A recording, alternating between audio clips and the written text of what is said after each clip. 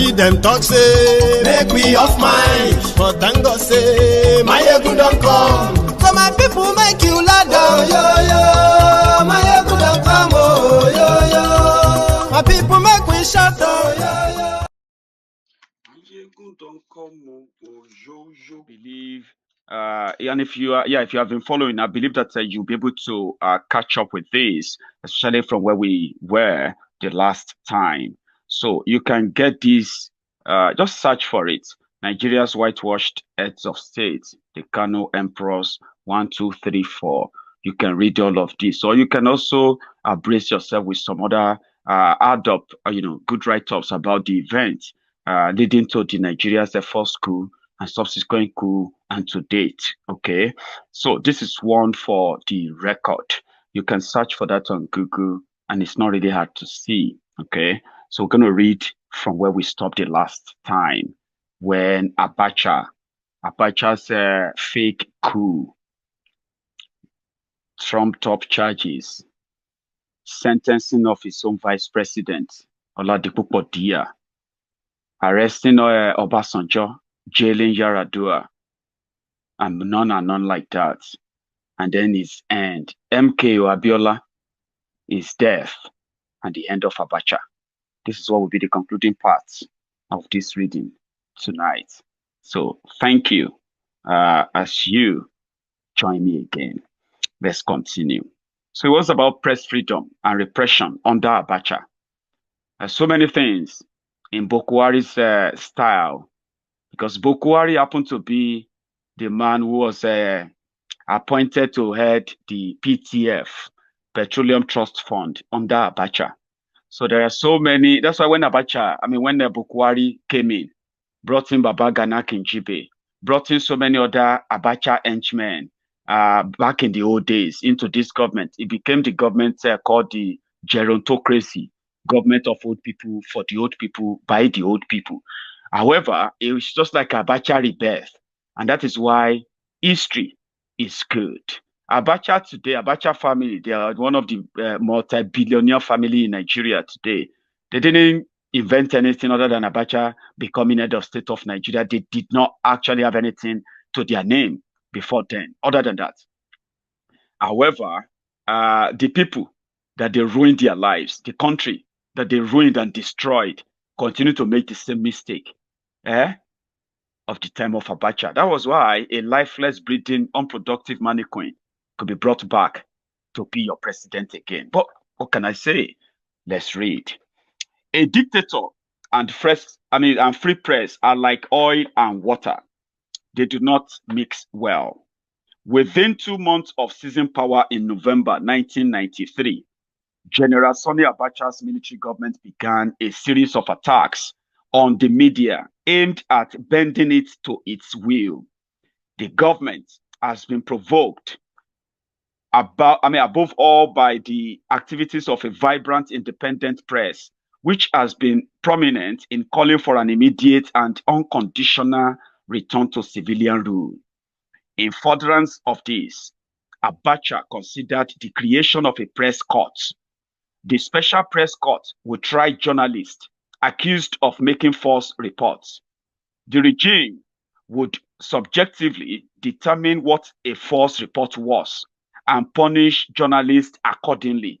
Does that sound like similar to the social media bill, hate speech law? Yes.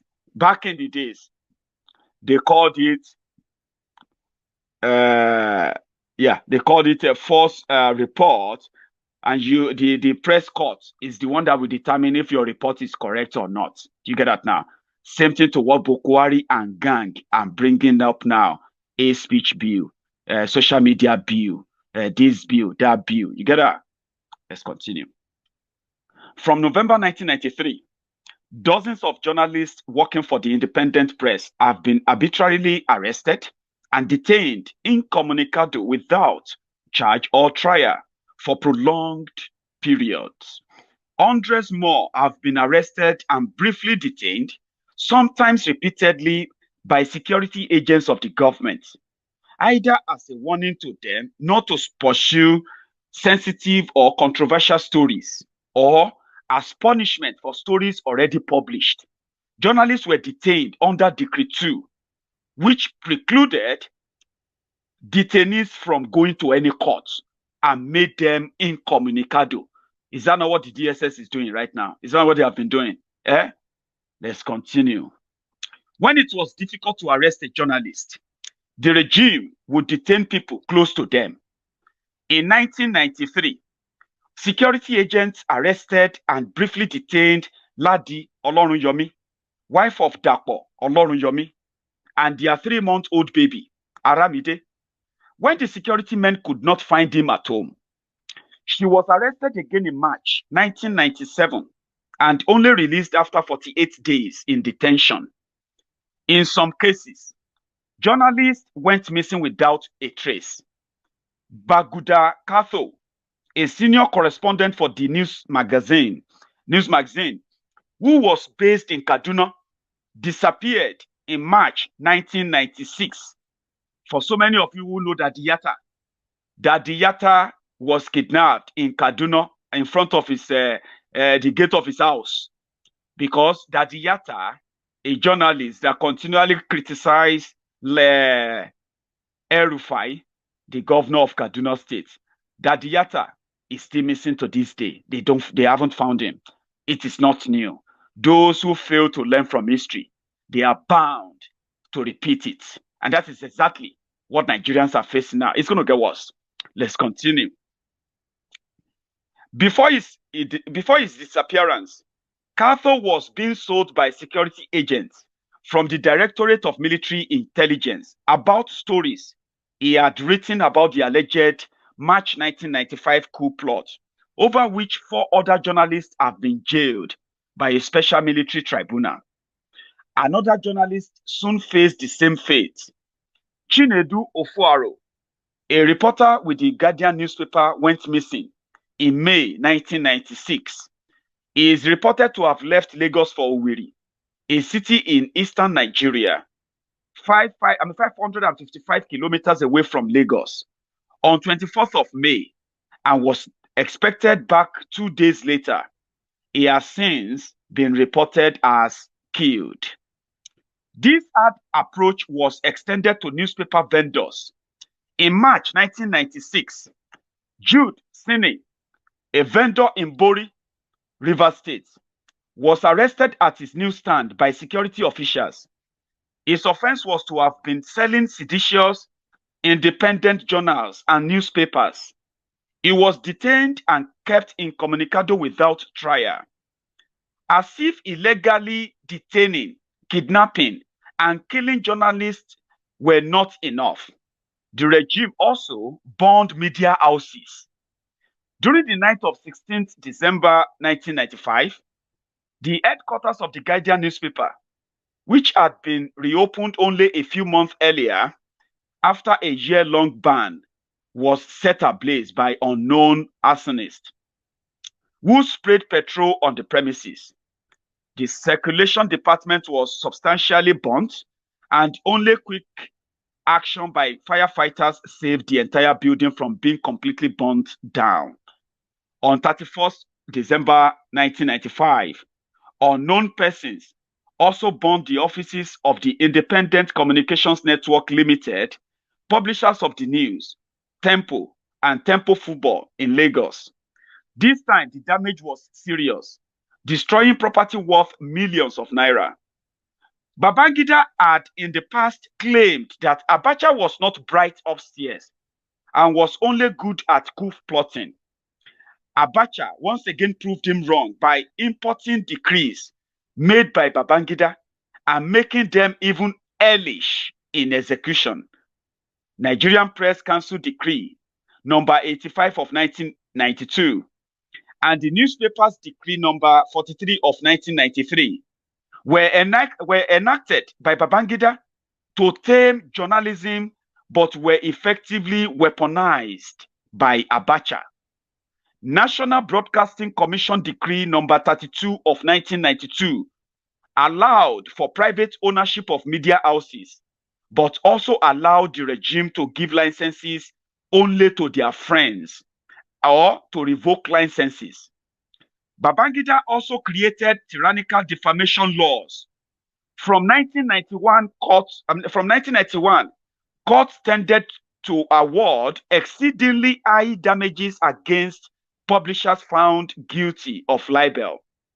Some of the damages awarded have been such that they have threatened the very existence of the newspapers and magazines against which they have been made.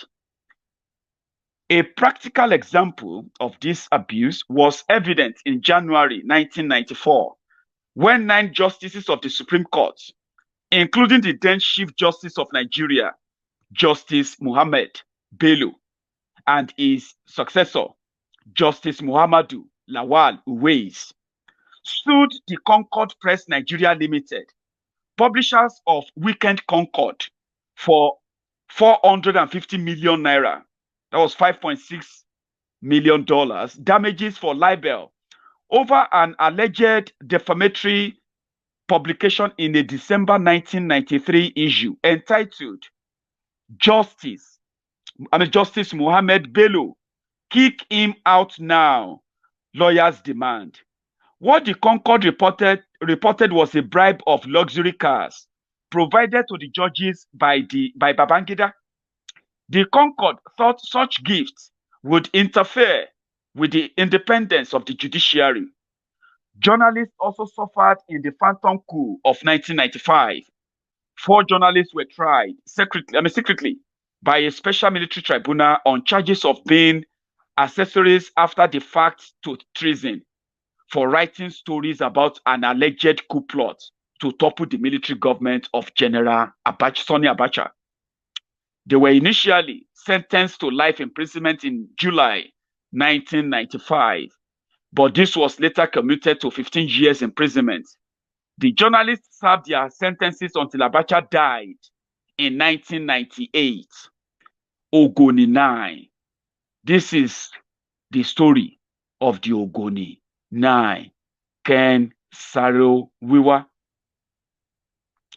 Kenule Ken Saro-Wiwa was a Nigerian playwright, activist, and administrator. Ken was born in Ogoniland in Nigeria's south-south region, the Niger Delta, and suffered ethnic chauvinism even as a student at Government College, Umuahia, in Nigeria's southeast region, dominated by the Igbo. The Ogoni people are one of the many ethnic minority groups constituting Nigeria's south-south region known as the Niger Delta. In 1956, Nigeria discovered oil in Oloibiri, in Niger Delta community. The oil-producing region belonged to Nigeria, and such proceeds from it belonged to the country. As Nigeria progressed and more oil was discovered in the Niger Delta region, people in the oil-producing region expected infrastructural development but saw little. In 1958, Royal Dutch Shell began using land in the Ogoniland for oil production. Pollution resulting from the oil production contaminated the local water supply and agricultural land upon which the region's economy is based. In February 1966, Anijo, one of the ethnic groups in Niger Delta, an Ijaw police officer, was fired from service after leading a group called the Niger Delta Volunteer Force in declaring the oil-producing region a republic due to the economic inequality suffered by the region. Aguiyi Nrosi, an Igbo head of state, sentenced him to death, which was commuted after he agreed to fight for Nigeria during the Civil War. In 1967, Nigeria went into a civil war when the Igbo Southeast seceded from the rest of the country. Saro-Wiwa and other Niger Deltans supported Nigeria, especially because they did not want to substitute minority subject status in Nigeria for minority subject status in new Igbo-dominated country. Sarowiwa was appointed the administrator of Bonny Island on November 11, 1968, when he was 26. He soon switched portfolio as he became the Commissioner for Works, Land, and Transport, before becoming the first Commissioner for Education in Rivers State in 1969. In Rivers, today's Rivers State, so to say, 1969. There was no Rivers State, possibly in 1969.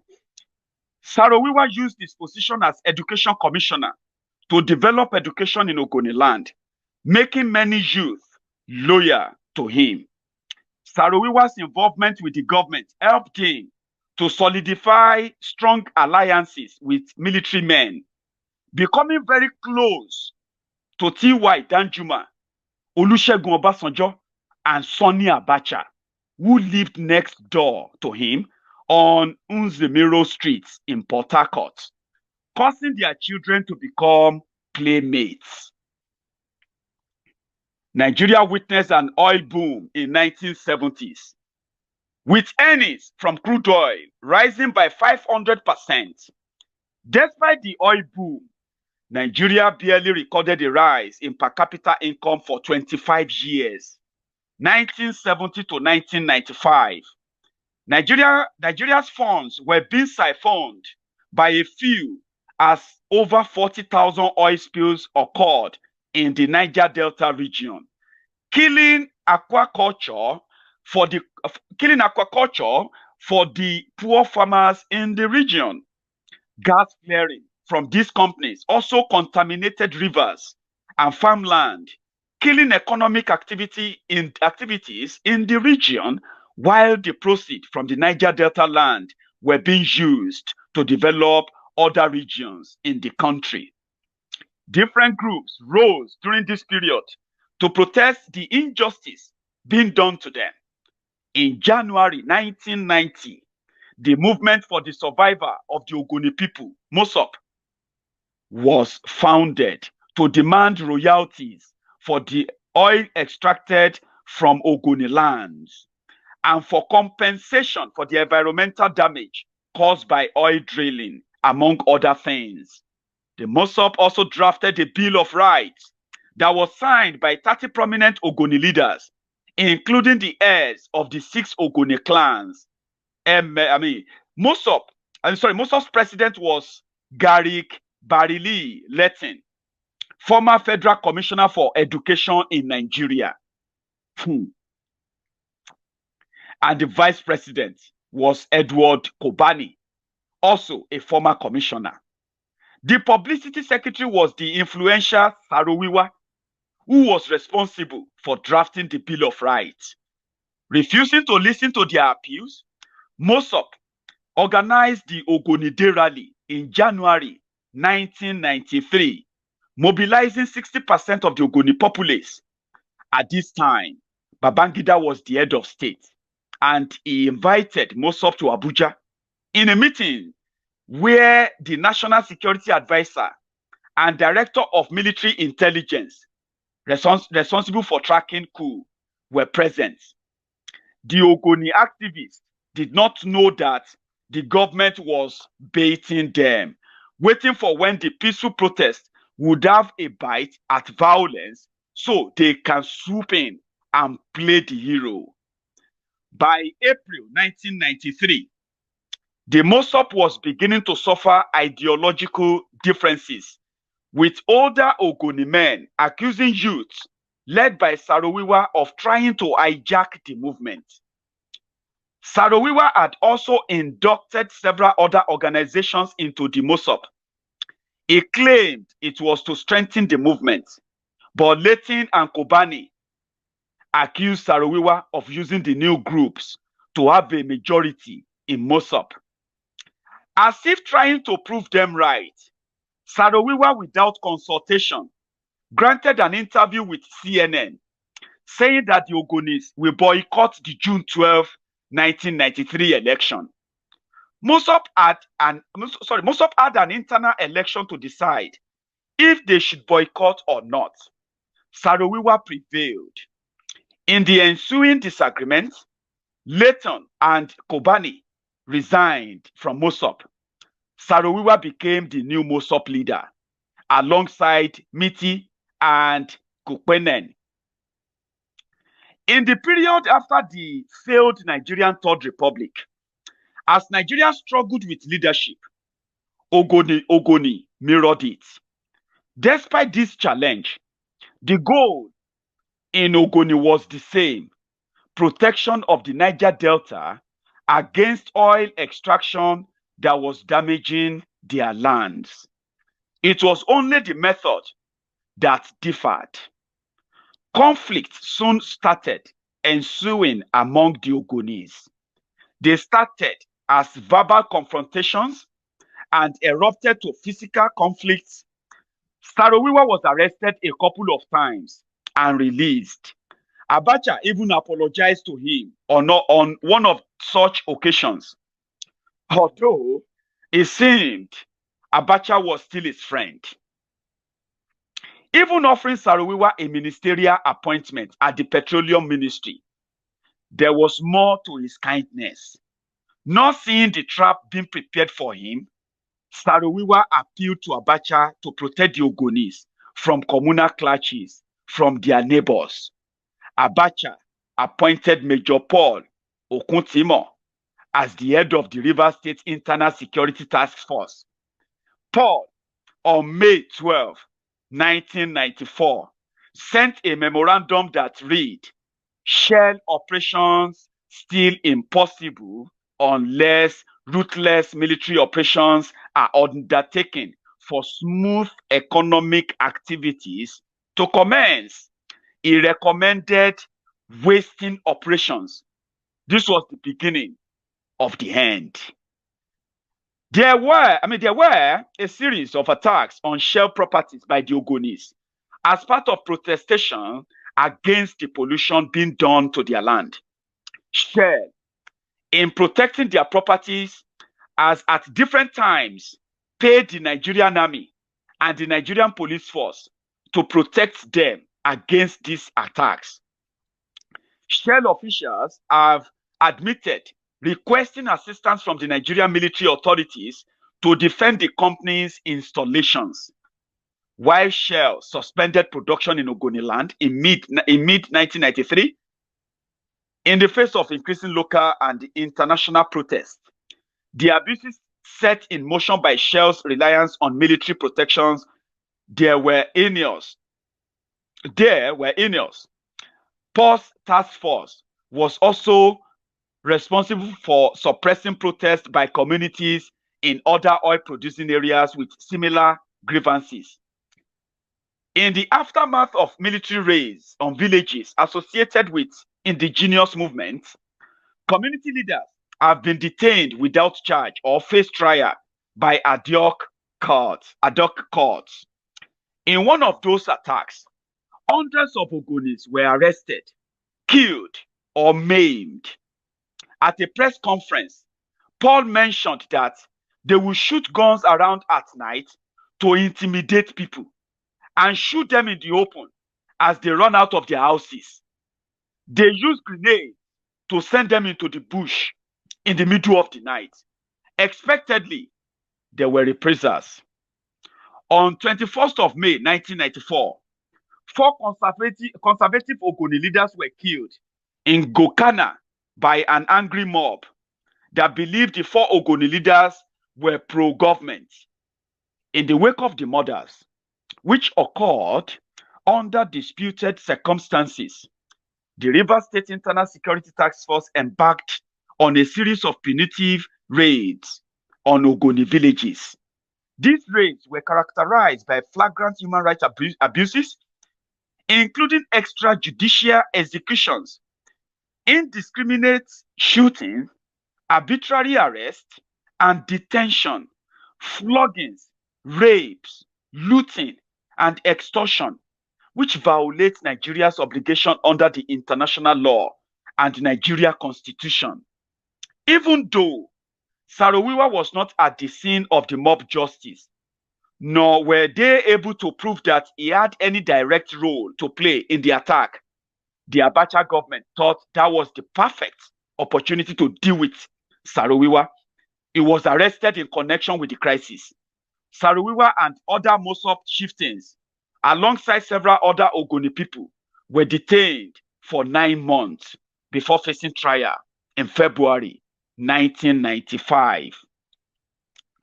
The stated authority for the establishment of the tribunal is the Civil Disturbances Decree of 1987, as amended by the Special Tribunal Edict 1994. The Special Tribunal Edict, which has retroactive effect from December 10, 1993, permits the death penalty for capital offenses committed in connection with civil disturbances, as well as previously non-capital crimes, including attempted murder.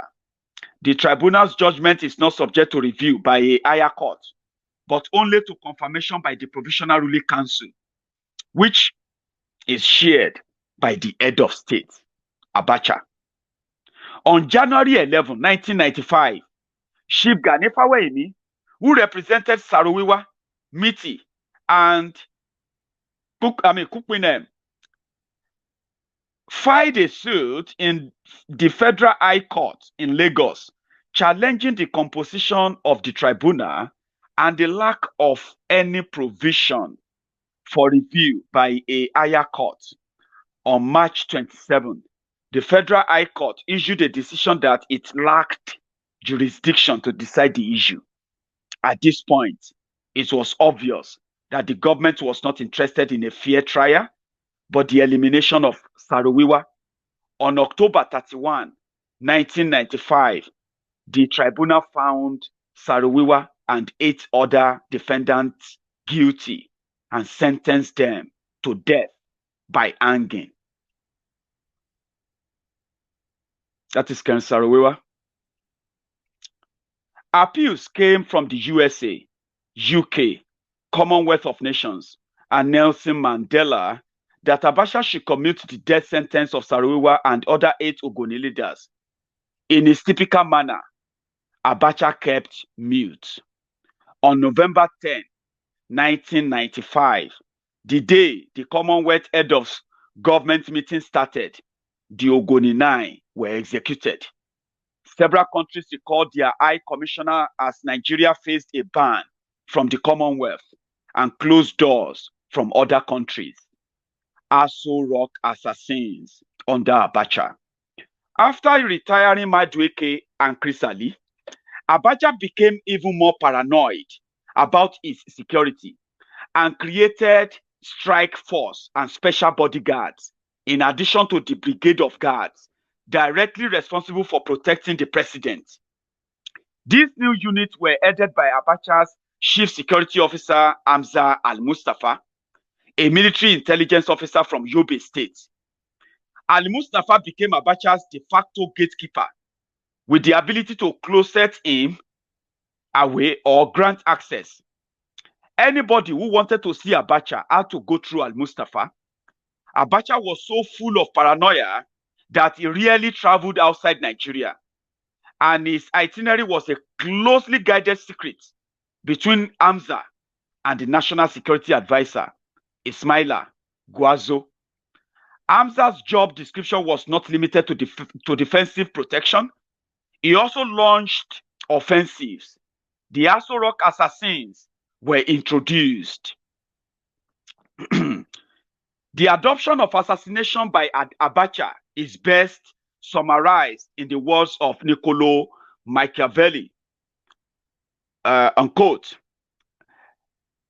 In every case, especially that of a prince, where there is no appeal, the end justifies the means. High-profile assassinations were conducted during his regime, the like of which Nigeria had never seen before. Hired killings of key national figures, popularly referred to as state-organized murders, believed to have serious political undertone, became pronounced during the regime of the late dictator, GEN.SANNI Abacha. That was the era when Pa Alfred Rewane Alhaja Kudirat Abiola, Alhaja Suliat Adedeji, Architect Lai Balogun, and Major General Musa Yaradua, to mention just a few, were killed. There were also a series of assassination attempts during this period. Prominent among these were Afenifere leader and Adeko's central figure, Pa Abraham Adesanya, and the publisher of the Guardian newspaper, Mr. Alex Ibru. The victims of these assassinations had three things in common. They protested against Abacha's leadership. They had great political influence. They were brutally murdered, and their death never investigated or resolved. Kudirat Abiola, the wife of MKO Abiola, presidential candidate of the June 12, 1993 general elections, was brutally murdered when she was shot by gunmen in Peugeot 504 and 505 cars on the streets of Lagos in a car on June 4, 1996. Late Kudirat Abiola was in the forefront of her late husband's political ambition, trying to see that he made it through even while he was in prison.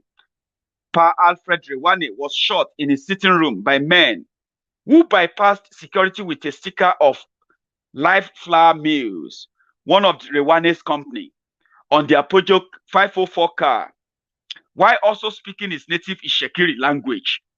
The killers took nothing except Rewane's life from the crime scene. Alex Ibru, the owner of Guardian newspaper, was also attacked with AK-47 rifles by the infamous 504 assassins. Ibru escaped with his life but lost body part to the attack. In June, this is Kudirat Abiola, Alhaja Kudirat Abiola, the wife of MKO Abiola. In June 1999, after Abacha's death, the famous Oputa panel was inaugurated to investigate the mishaps of Nigeria's military regimes. During one of the sessions, Sergeant Barnabas Jabila, popularly known as Captain Rogers, confessed to receiving instructions from Al-Mustafa to carry out several assassinations.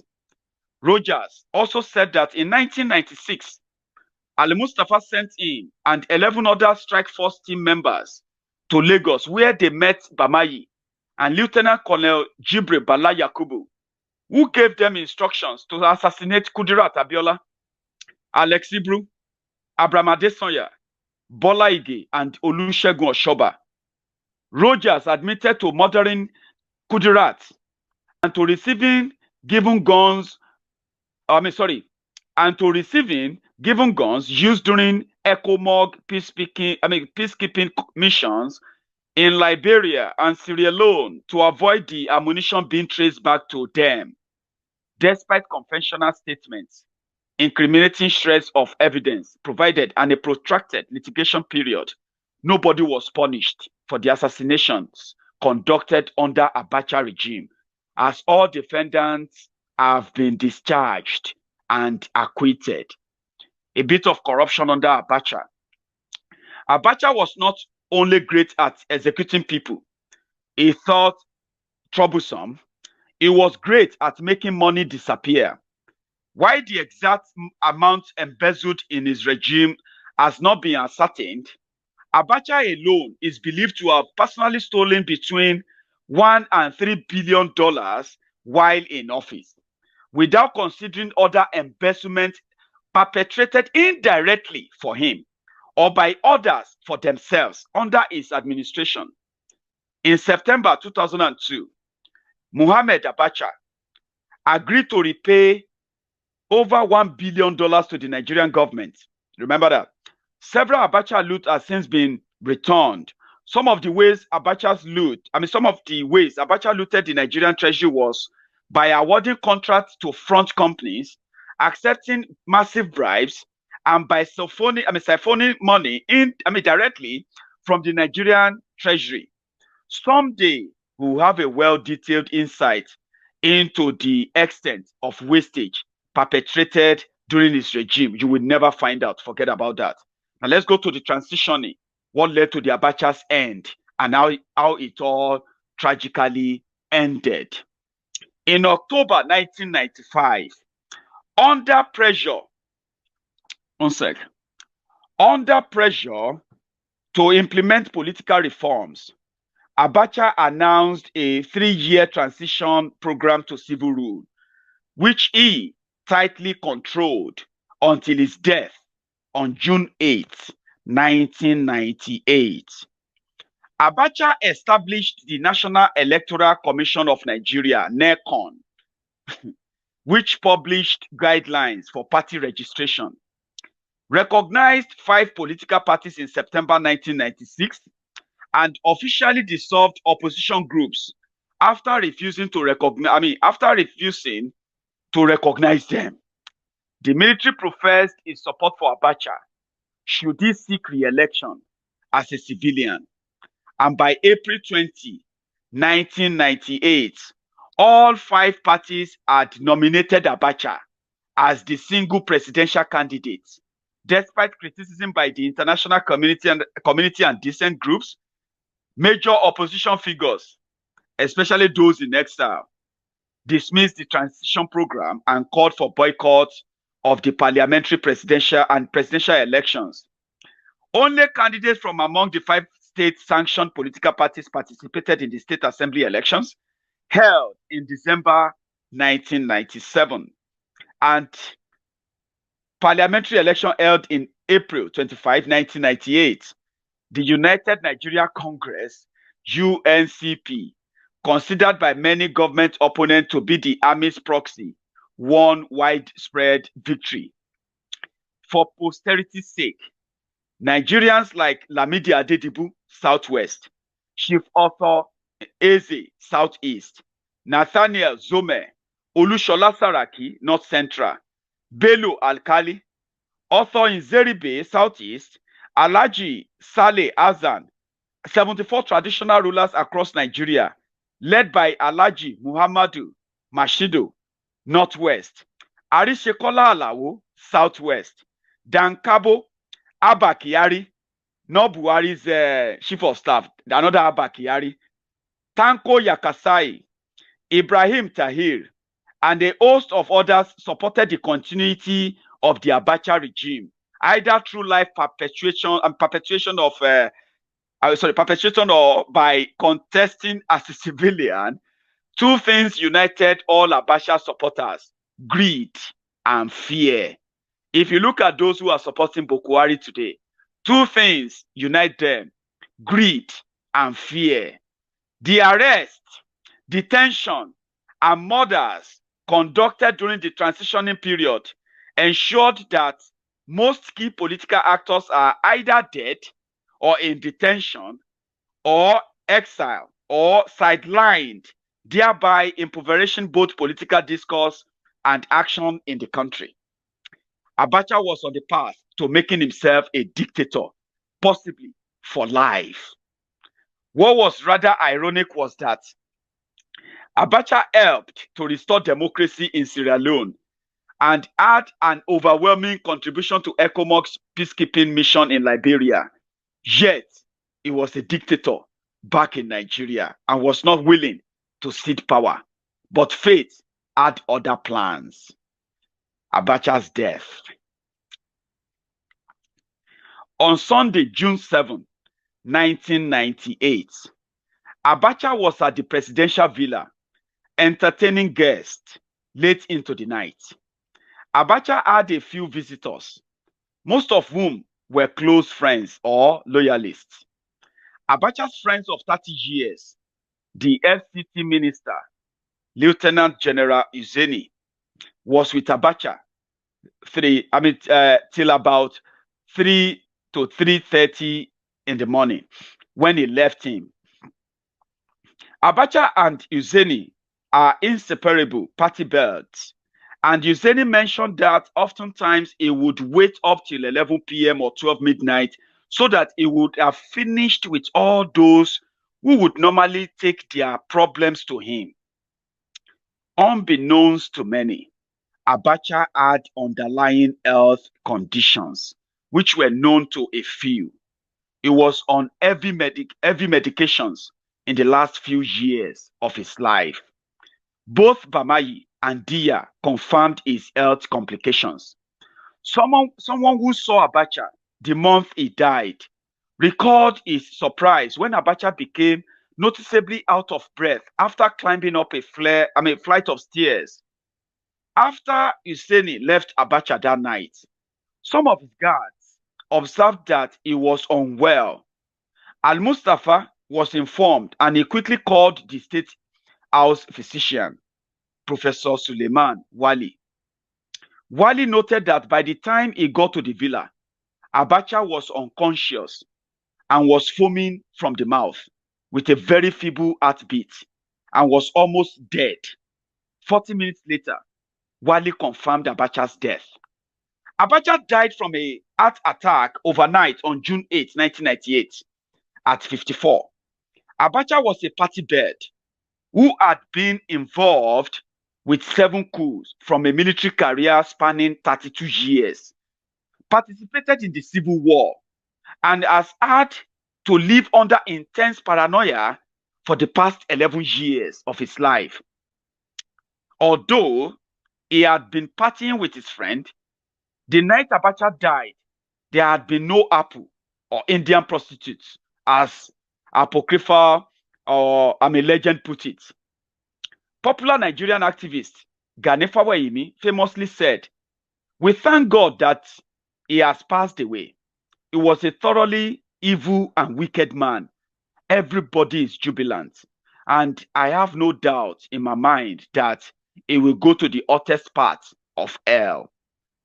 He lived discreetly and died discreetly.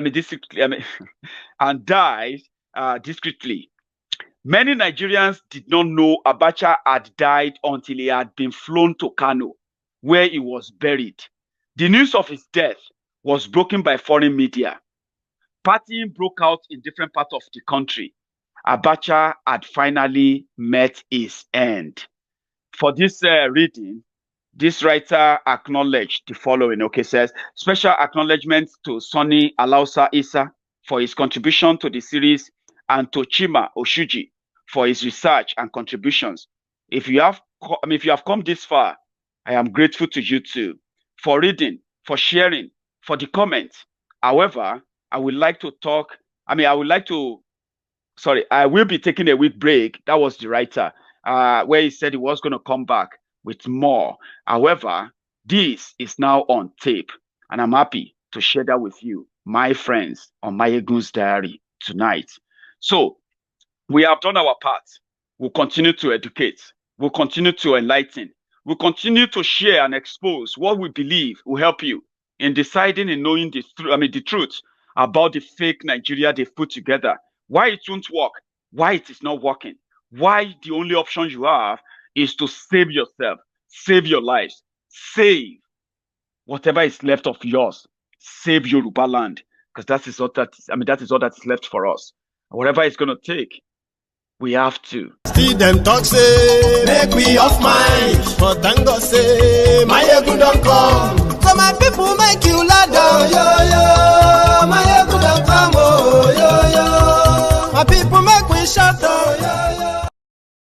Maiyegun don't come, oh yo yo.